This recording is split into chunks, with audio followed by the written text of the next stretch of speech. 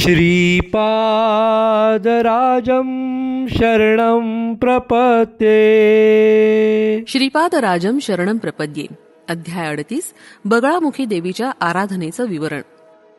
आम्ही पिठिकापुरमला जात असताना एक बैरागी भेटला. तो एका पिंपळाच्या झाडाखाली बसला होता. त्याचे डोळे तेजस्वी दिसत होते. आम्हाला पाहताच त्या बैराग्याने विचारलं, तुमची नावं शंकर भट्ट आणि धर्मगुप्त अशी आहेत ना? आम्ही होकारार्थी मान हलवली. तो पुढे म्हणाला, या पिंपळाच्या झाडाखाली थोडा वेळ विश्रांती घ्या.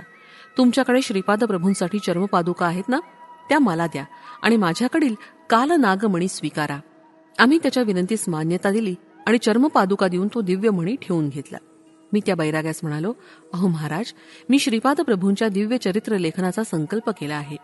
त्यांच्या जीवनात घडलेल्या प्रत्येक वर्षीच्या घटना श्रीपाद प्रभूंच्या भक्ताला वर्णन करून सांगतो. या लीलांचं श्रवण करून तो भवसागर सहजपणे तरून जातात. या सर्वांसाठी मी केवळ एक निमित्त मात्र आहे. यावर तो बैरागी म्हणाला, श्रीपाद श्रीवल्लभ हे आदी भैरव आणि आदी भैरवी यांचं संयुक्त स्वरूप आहे. कालावर शासन करणारे कालभैरव सुद्धा तेच आहे. ते कालस्वरूप असून कालपुरुष हा त्यांच्यापेक्षा भिन्न नाही. महाकालस्वरूप सुद्धा तेच आहेत. कोणत्या वेळी कोणती घटना घडेल याचं संपूर्ण ज्ञान त्यांनाच असतं. त्यामुळे अव्यक्त रूपात असलेले श्रीपाद श्रीवल्लभांचे संकल्प स्वरूप कोणत्याही देशकालानं बंदिस्त असणाऱ्या जीवाला समजणं शक्य नसतं. देशकालाबरोबर क्रीडा, जीवांचा विकास, धर्म कर्म यांचं फलित आणि त्यांचा प्रभाव संपूर्णपणे श्रीपाद प्रभूंच्या अधीन असतो. ज्ञान नसताना अहंकारानं स्वतःला महापंडित समजणाऱ्या लोकांचा गर्व ते तत्काळ हरण करून त्यांना अहंकार रहित करतात. तसंच विनयी नम्र परंतु ज्ञानाचा अभाव असणाऱ्या साधकांना ते आपल्या कृपादृष्टीनं पंडित करू शकतात. त्यांचा हा योगसंपन्न अवतार आहे. ते अवतारी पुरुष असून प्रत्यक्ष श्री दत्तात्रेयांचे अवतार आहेत. हे समजण्यासाठी आपल्या पापराशी जळून दग्ध व्हाव्या लागतात आणि पुण्यराशींचा संचय व्हावा लागतो, असा सर्वसाधारण नियम आहे. त्यांचा कृपा कटाक्ष झाल्यास हा साधारण नियम दूर सारून ते भक्तांचं रक्षण करतात. ते क्षणोक्षणी लीला विहारी आहेत. श्रीपाद प्रभूंच्या चरित्राचं पारायण करणाऱ्या साधकांचा एका क्रमबद्ध पद्धतीने विकास होतो. त्यांच्या जीवनातील प्रत्येक वर्षात घडलेल्या 1 किंवा 2 दिव्य लीला साधकांना समजू शकतात. या क्रमाक्रमानं समजाव्या हा सुद्धा त्या दिव्य लीलांचा अंतर्भाग आहे. श्रीपाद प्रभूंनी केवळ एका देशाच्या किंवा एकाच प्रांताच्या लोकांच्या उद्धारासाठी अवतार घेतला नाहीये. अनेक कोटी ब्रह्मांड प्रतिक्षणी निर्माण, स्थिती आणि लय पावत असतात. त्यांच्यातील परिणामक्रम सुद्धा श्रीपाद प्रभूंच्या अधिकारात असतो. त्यांच्या दिव्य नेत्र गोलकात कोट्यावधी ब्रह्मांडांची वृद्धी आणि क्षय होत असतो. हेच त्यांचं निजतत्व स्वरूप आहे. त्यांचं निराकार स्वरूप म्हणजेच परतत्व होय. अव्यक्त स्वरूपात असलेलं त्यांचं रूप कुणीच जाणू शकत नाही. त्यांचं महातत्व साकार रूपात पिठिकापुरात अवतरित होणं हीच त्यांची एक दिव्य लीला आहे. श्रीपाद प्रभूंच्या लीला अत्यंत अद्भुत आणि अनाकलनीय आहेत. त्या लीलांना अंत नाही. वेद सुद्धा त्यांचं वर्णन करताना मौन झाले. श्रीपाद प्रभूंचा जन्म अनंत आहे. वेदातील ज्ञान परिमित आहे, परंतु श्रीपादांचं ज्ञान, दिव्य शक्ती आणि करुणा अनंत आहे. ते सर्व देशात सर्व काळात स्थित असतात. सत्याचं सत्य, ज्ञानाचं ज्ञान आणि अनंताला सुद्धा न कळणारं असं त्यांचं महाअनंत स्वरूप आहे. बगलामुखी देवीची उपासना. बैरागी म्हणाला, मी वास्तविक पाहता बंगाल देशाचा रहिवासी आहे. मी बगलामुखी देवीची आराधना करतो. ही देवी दशमहाविद्यांपैकी एक आहे. शत्रूचा नाश इच्छिणाऱ्यांनी या बगला देवीची आराधना करावी. सर्व रूपातील परमेश्वराची संहार शक्ती बगला देवीच आहे. या देवीची आराधना केल्यानं वाक सिद्धी प्राप्त होते. मनोवाक्य आणि कर्ममूल या दोघांच्या ऐक्यभावानं धर्मबद्ध जीवन जगणाऱ्या लोकांनी उच्चारलेलं प्रत्येक वाक्य खरंच मानलं जातं. वाक्याला सुद्धा परा, पश्यंती, मध्यमा असे भेद असतात. सत्ययुगात सर्व जगताचा नाश करणारे एक भयंकर वादळ आलं होतं. पृथ्वीवरील आलेल्या या संकटानं विष्णू भगवान चिंतित झाले होते. त्यांनी तेव्हा तपस्या करण्यास आरंभ केला. त्यावेळी विद्या महादेवी बगलामुखी रूप घेऊन अवतरली. श्रीमन नारायणांना दर्शन देऊन तिनं ते सृष्टीचा विध्वंस करणारं वादळ थांबवलं. या देवीला काही लोक वैष्णवी देवी असं सुद्धा मानतात. मंगळवारी चतुर्दशीच्या अर्धरात्रीच्या वेळी ही प्रकट झाली. ही स्तंभन शक्ती रूपिणी आहे. तिच्यामुळेच सूर्यमंडळ स्थित आहे, तसंच स्वर्ग सुद्धा स्थित आहे. इहलोक आणि परलोकातील सर्व सुख ही देवी कृपेनं आपल्या भक्तांना प्रदान करते. साधकांच्या जीवनात हलकल्लोळ माजवणाऱ्या दुष्ट शक्ती आणि अंधार शक्तींचं ही देवी निर्मूलन करून प्रगतीचं अभयदान देते. बगलामुखी देवीस वडवामुखी, जातवेदमुखी, उल्कामुखी, ज्वालामुखी, बृहद्भानुमुखी अशा नावानं सुद्धा संबोधलं जातं. सर्वप्रथम ब्रह्मदेवानं बगला महाविद्योपासना केली. या देवीनं ब्रह्मदेवास बालरूपात दर्शन दिलं. तिरुपती तिरुमलई या क्षेत्रात त्यांनी तिची अर्चना केली. त्या देवीच्या मूर्तीची व्यंकटेश्वर पद्मावतीच्या मूर्तीसमवेत ब्रह्मोत्सवाच्या मंगलसमयी अर्चना केली जाते. ह्या महाविद्येचा ब्रह्मदेवानी सनकादिक ऋषींना उपदेश केला होता. ब्रह्मानंतर या देवीची उपासना भगवान विष्णूंनी केली होती. भगवान परशुरामानं सुद्धा आपल्या शत्रूंचा नाश करण्यासाठी या देवीची उपासना केली होती. मी तीर्थयात्रा करत असताना पीठिकापुरमला येऊन पोचलो. श्री कुक्कुटेश्वराच्या देवस्थानात अर्चना केली. त्यानंतर अत्यंत मधुर बोलणाऱ्या एका सुंदर बालकाला पाहिलं. तो बालक मला म्हणाला, हे मोहदया, आपण बंगाल देशातून आला आहात हे मला माहितीये. मी बराच काळापासून आतापर्यंत या मंदिरात स्वयंभू दत्तात्रेयांच्या रूपात या स्थानी स्थित आहे. माझी लवकरात लवकर एका अर्चकाकडून नित्य पूजा करण्याची व्यवस्था करा. त्या बालकाच्या सांगण्यानुसार एका उत्तम ब्राह्मणाद्वारे अर्चना करून त्यांचा यथोचित बहुमान करण्यात आला. त्या अर्चकाचं नाव कलवर असं होतं. त्यानं कुक्कुटेश्वर आणि स्वयंभू दत्तात्रेय या दोन्ही देवतांची मनोभावानं कष्टांची तमा न बाळगता आराधना केली होती. त्याला यासाठी भरपूर दक्षिणा आणि स्वयंपाकासाठी दक्षिणा दिली होती. ती त्यानं घरी नेऊन पेटीत ठेवली आणि आश्चर्य असं की सकाळपर्यंत ती अदृश्य झाली होती.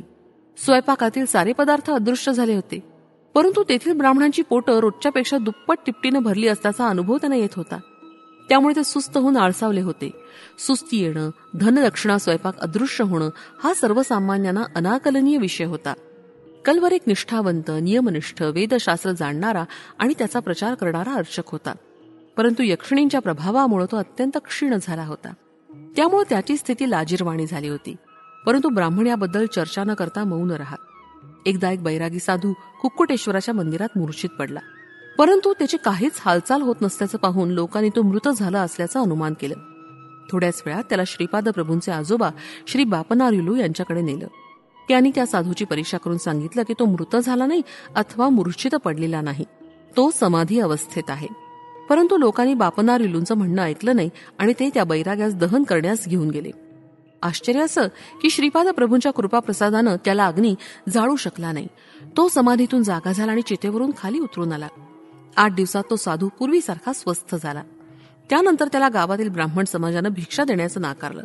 त्यामुळे त्याला नाईलाजानं गवळ्याच्या घरी राहावं लागलं. तिथं त्याच्या भिक्षेची सोय झाली. कुल, जाती, वर्ण यांचा भेदभाव न ठेवणारा तो साधू गवळी समाजात अत्यंत लोकप्रिय झाला होता. त्या ग्वाल समाजात एक युवती होती. तिचं नाव लक्ष्मी असं होतं. तो सर्व गवळ्यांचा आवडता होता.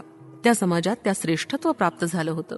गवळी लोकातील तंटे बखेडे तो आपल्या कुशाग्र बुद्धीनं तत्काळ सोडून उत्तम निर्णय देत असे. त्याच्या लहान वयाकडे न पाहता लोकांनी त्याला नेता निवडलं होतं. त्याची पत्नी लक्ष्मी मोठी पतिव्रता स्त्री होती. त्यावेळी श्री व्यंकटप्पय्या श्रेष्ठींची गाय हरवली असल्यानं श्रेष्ठींच्या घरी लक्ष्मी दूध आणून देत असे. श्रीपाद प्रभू श्रेष्ठींच्या घरी नेहमी जात असत. ते आजीला भूक लागली असं म्हणताच महालक्ष्मी समान असलेली व्यंकट सुब्बम्मा श्रीपादांना गरम दूध आणून देत असे. एवढंच नव्हे तर ते श्रीपादांना मोठ्या प्रेमानं साय लोणी सुद्धा देई. एकदा लक्ष्मी गवळण दूध घेऊन आलेली असताना श्रीपाद प्रभू तिथं होते. ते मला खूप भूक लागलीये असं म्हणू लागले. त्यावेळी व्यंकट सुब्बम्मानं लक्ष्मीस अजून दूध आणून देण्यास सांगितलं. तिनं आपल्या घरातील स्वतःसाठी ठेवलेलं दूध सुद्धा आणून दिलं आणि स्वतः ताकावर काम भागवलं. कुक्कुटेश्वराच्या मंदिरात 10 दिवस एक उत्सव चालू होता. यात ब्राह्मणांना यथोचित दक्षिणा संभावना दिली जात होती. त्यामुळे यक्षिणीचा प्रभाव थोडा कमी झाला होता. परंतु अजून सुद्धा ब्राह्मण भोजनासाठी केलेली पाकसामुग्री अदृश्य होत होती. यामुळे ब्राह्मणांना वेळेवर अन्न न मिळाल्यानं ते क्षीण होत होते. पुराण सांगणाऱ्या पंडिताची कथा. पीठिकापुरम गावात एक पुराण सांगणारा पंडित आला होता. कुक्कुटेश्वर मंदिराच्या बाहेरील प्रांगणात प्रवचनाची व्यवस्था करण्यात आली होती. पुराण श्रवणासाठी गावातील सर्व जातीचे लोक येत असत. पुराण सांगणाऱ्या पंडिताच्या जेवणाची व्यवस्था बापनाचार्युलू यांनी आपल्या घरी केली होती. पुराण कथन करण्यापूर्वी तो पुराणिक लक्ष्मी गवळणीनं आणलेलं दूध घेत असे. श्रीपाद प्रभू सर्व हृदयांतर्यामी असल्यानं त्यांना या पंडिताबद्दल सर्व काही ज्ञात होतं. हा पुराणिक महान पंडित आणि महान योगी होता. तो आपल्या योगशक्तीनं त्याच्या आत्म्यानं धारण केलेली पूर्वीची रूपं ओळखू शकत असे. त्या रूपातील चैतन्य तो आकर्षित करून घेत असे. दूध देणाऱ्या लक्ष्मीस तो योगदृष्टीनं पाहत असे. लक्ष्मीच्या पतीच्या रूपात सुद्धा त्या पंडिताला स्वतःचा आत्मा दिसत असे. लक्ष्मीचा पती मृत्यूनंतर एका ब्राह्मण जमीनदाराच्या घरी बालरूपात जन्मला होता. त्यावेळी तो 4-5 महिन्याचा होता. पुराण पंडितानं योगशक्तीनं आपलं शक्तिरूप कसं आहे ते पाहिलं. त्याचं मूल रूप स्त्री समान लक्ष्मीशी निगडीत होतं हे त्याला कळालं. त्याचं स्वरूप स्त्री तत्वाच्या लक्ष्मीशी विलीन होऊन राहिलेलं त्यांनी पाहिलं. आपलं पुरुष तत्व 4 महिन्याच्या बालकात असल्याचं आणि थोडेच दिवसात आपले कर्मशेष पूर्ण झाल्यासारखं जाणवलं. पीठिकापुरममधील कर्मऋणानुबंध पूर्ण करण्यासाठी त्यानं पुराण पंडिताचं रूप धारण केलं होतं. लक्ष्मीचं तिच्या पतीवर अनन्यसाधारण प्रेम होतं. तिच्या पतीचं चैतन्य भूतकालातील शरीर सोडून येणार नाही हे तिला कळलं होतं. लक्ष्मीच्या पतीचं चैतन्य मूल तत्व पुराण पंडितात विलीन झालं होतं. हा विषय सर्वज्ञानी श्रीपाद प्रभूंना माहिती होता. श्रीपाद प्रभू त्या पुराण पंडिताला म्हणाले, अरे पंडिता, ही लक्ष्मी निरागस आहे. ती काही दिवसातच आपली जीवनयात्रा संपवणार आहे. ती मृत झाल्यावर तिची काय गती होईल? तू ज्ञानरूप ब्राह्मण होशील किंवा अज्ञान रूपात गवळी होशील. त्या तुझ्या रूपात लक्ष्मी तुला तुझ्या कष्ट सुखात साथ देईल. तिच्या प्रेमानं तिने आपल्या पतीचं चैतन्य स्वतःकडे आकर्षिलं आहे. गवळणीच्या रूपात असलेलं चैतन्य थोड्या दिवसांनी शरीराचे पतन झाल्यावर ब्राह्मण चैतन्यात मिसळणार ना. ही गवळणीच्या रूपात असलेली ब्राह्मण स्त्री आहे. तू ब्राह्मण रूपातील गवळी आहेस. तुमचे कर्मसंबंध मला उत्तमरीतीनं माहिती आहेत. भविष्य काळात ब्राह्मणी स्वरूपात येणाऱ्या या पद्मीला पद्मावती देवी स्वरूप मानून मी तिला सुवर्ण तिलक लावून आशीर्वाद देईन. तिला मांगल्य प्रदान करून हिरण्य लोकात सुरक्षित ठेवीन. पुढील जन्मात तुम्ही आदर्श दंपती व्हाल आणि माझे भक्त होऊन उद्धरून जाल. एवढं बोलून श्रीपाद प्रभू थांबले. त्यांच्या लीला अति अगम्य अद्भुत असतात. श्रीपाद श्री वल्लभांचा जय जयकार असो. फलश्रुती आत्मस्थैर्य. श्रीपादराजं शरणं प्रपद्ये.